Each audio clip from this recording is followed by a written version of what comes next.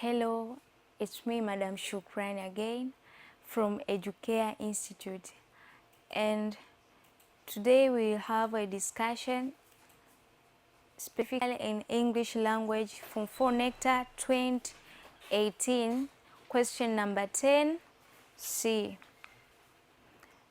Question number 10C reads, write a composition of not less than 250 words on the title, The First Day I Boarded a Train to Mwanza. The candidate were required to write a composition. Hapo litakuwa uandike tungo au utunge ni story tuseme fupi kuhusu siku ya kwanza ambayo ulipanda treni kwenda Mwanza, gari moshi kwenda Mwanza. So let us know the meaning of composition. Can be defined as a piece of writing or any non-fictitious written work. It is any non-fictitious written work. Hii sio kazi ya kubuni. Unatakiwa uandike, utunge historia au story ambayo una experience nayo, una uzoefu nayo. So here the candidates were required to write a composition of not less than 250, maneno 250. Let us know the types of composition. There are 4 types of composition, aina za composition or aina za tungo, which are narrative composition, expository composition, argumentative composition, and descriptive composition. Narrative composition is the kind of composition which is written in first person voice and always it is personal to the writer. It's the kind of composition which is written in first person voice and always it is personal to the writer. It means that the narrative composition, it is written in first person voice, nafsi ya kwanza ile mimi nikaenda au sisi tukaenda, means that the persona or the writer is the one who attended or performed or engaged in an event, and it is always personal to the writer. Ni story binafsi kwa yule mwandishi wa ile tungo au mtunzi wa ile tungo. Also, it answers the questions such as when and where did it take place? When and where did it take place? When did it start? Where were you witnessed or told by somebody? If told, by whom? How did it end? So these are some of questions who are answered by narrative composition. When and where did it take place? Ilikuwa wapi? Ilianzaje? Ulishuhudia au uliambiwa? Na je, kama uliambiwa nani alikuambia? Na iliishaje? So the narrator or the writer should indicate when did it begin? Maybe it was a journey. Where did it start? When? At what time? And the place where it took place. He was among of the participants or he engaged in that event. Then you indicate if yes, it is okay. If not, we should indicate told by whom. Was he or was she around when the event took place? And how did it end? So you should indicate how did it end. Iliishaje, ilianzaje mpaka ilivyoisha. Let us know about expository composition. It's the kind of composition that exposes the fact to the society and it tends to educate its readers. Kwamba hii ni ile aina ya composition au tungo ambayo yenyewe inaelezea, inafundisha jamii au inamfundisha yule anayeisoma, inatoa elimu, yani lengo kubwa ni kutoa elimu kwa jamii, lakini pia kutoa vile vitu ambavyo ni uhalisia, kutoa uhalisia kwa jamii. Facts, not opinions. It is not somebody's opinions or feelings or thought. It is fact, something which is really, and it tends to educate its readers, means that it gives information and education or new lessons to the society. Another type is descriptive composition. It's the kind of composition that describes a thing, place, or person in such a way that it creates a mental picture in its readers' minds. Means that descriptive composition ni ile tungo ambayo inaelezea, inamuelezea mtu au inadadavua kitu katika namna ambayo inaweza inaweza kutengeneza picha kwenye fikra au kwenye akili ya mtu. It create mental picture. It's the same to imaginary. Yani inatengeneza picha kwenye akili ya msomaji. Means that when I write, like once I was going to Dar es Salaam, I met John. He was tall and dark-skinned person. He was tough and very strong. He took my bag, helped me. You can create a mental picture in your mind, and you look like you are seeing John, even if I'm talking or I written a text, then you read it. It creates a mental picture, and you start imagining about this person, about John, about how was he tall and how was he fat and strong. So we can say that this descriptive composition tries to explain, maybe it is processes. Somebody may give you processes how to cook, maybe rice. They start step by step from the first one up to the end. Anakupa zile step au hatua mbalimbali za kufuata ili kupika labda tuseme keki.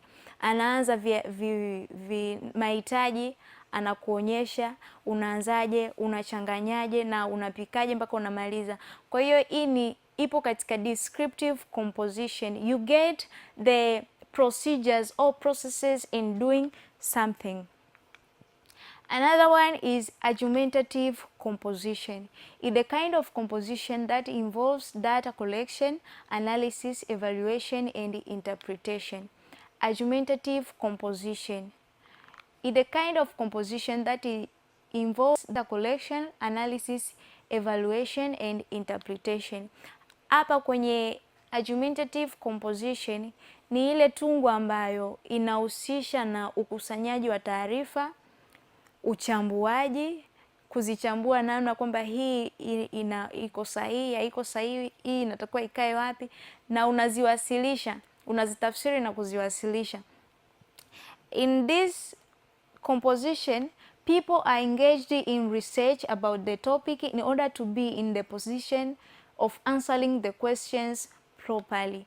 Kwa hiyo hapa watu wanakuwa katika research ili kujibu au kuwa katika point ya argumentative composition. Hapa kila mtu anatakiwa kuwa na msimamo wake. Kama unakubali topic fulani, unakuwa na pointi zako special. Kama unakataa pia unakuwa na pointi zako. It is very related to debate, kwamba kwenye debate kunakuwa na proposer side and opposer side. So here argumentative composition, someone is required to have a research about the topic and come up with strong points and be in the point of answering the questions properly or give the fact informations about the topic. There are 3 parts of narrative composition or of composition. In regardless to our question, the question was relied on narrative composition. Ilikuwa katika masimulizi, uandike masimulizi au usimulie jinsi ambavyo ilikuwa siku yako ya kwanza ya kupanda nini, treni au gari moshi kwenda Mwanza. So it was in narrative composition. There are 3 parts which are introduction, main body and conclusion.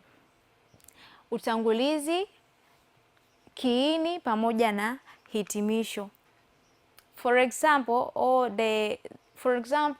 of composition or narrative composition, or how the composition were supposed to be. The first day I boarded a train to Mwanza. This is heading. So it is located at the top of your composition. Then you start your introduction explaining on how did it, when and where did it happen, at what time, maybe the place where it took place, yeah, if you were a participant. So one thing you should not forget is to write in a first person voice. Uandike katika ile nafsi ya kwanza, umoja au inategemea, inaweza kawa wingi, lakini it should be in first person voice to show that it is narrative. For example, in everybody's history, everyone has a thing he or she did for the first time. On my side, it was the first time I boarded a train to Mwanza. It was on 23rd June this year. After closing the school, I went to visit my aunt in Mwanza, so the best option was to board a train. So here the writer have indicated or have been created the attention to the reader first of all, then have been given the information about when did it take place. I was in fear of that journey because I heard a lot of stories about train which created fear into my mind. I entered the train and other passengers were hurrying in. After 10 minutes, we were ready to go. We left Dar es Salaam at 15 p.m. on Tuesday. It was very cool journey. I got a chance to have a look on the surroundings and I saw many trees running when we were in speed. We spent 2 days in our way to Mwanza, a thing which I had no experience. But all in all, I also enjoyed to see some animals, people with their hearts, people in rural areas with their clothes which are more different to what we wear. Once they saw the train, all of them were out of her or his heart to see a train. Children are more likely to appear everywhere. I saw them singing and dancing after seeing the train. So here the writer tries to show or to tell on how she or he experienced the journey. It was for the first time, and what he faced through that journey is where indicates in the main body. We reached Mwanza at 17th past 35 p.m.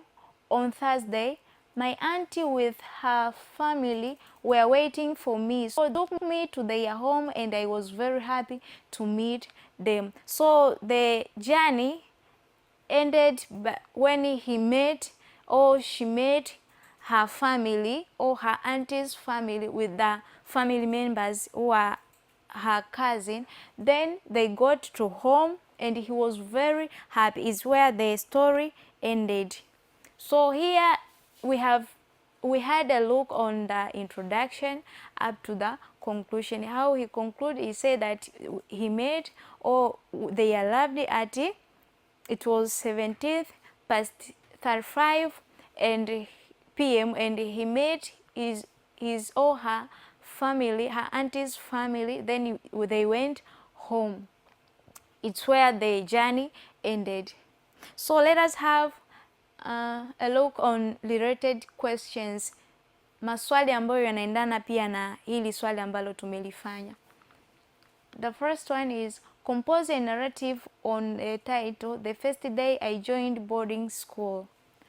Another question, urge on the topic states that rural life is better than urban life. So here you should have a research on the key points or things which make you in a certain position. If you urge or unakubali, unatakiwa kutoa zile strong points which may attract even your reader or listener once you present in front of people to know that maybe it is rural life better than urban life, or if it is urban life better than rural life, you should be in the position to give the strong points. Another question is describe the procedures to make mango juice in not less than 250 words. So here it is descriptive composition where you are required to write the procedures step by step on how to make mango juice. Another is explain on how Mwalimu Julius Kambarage Nyerere won Kagera War. So in this is fact information, so it is in expository composition where you are required to give the fact, how did it start and how did it end, by giving not fixtures names or fixtures characters, but you should give the fact and show how does it teach your society, how does it give information to your society, give the education. People should understand on the way to victory or to freedom, how did it start and how did it end. Another is how did you cook rice for the first time, explain with not less than 250 words. So here you may write it in descriptive way. You describe how did you start, you took what and what, the requirements and the procedures you followed in order to cook rice for the first time. So in summary, you can see composition, it have 3 parts: introduction, main board, and conclusion. Whereby introduction, you introduce by creating the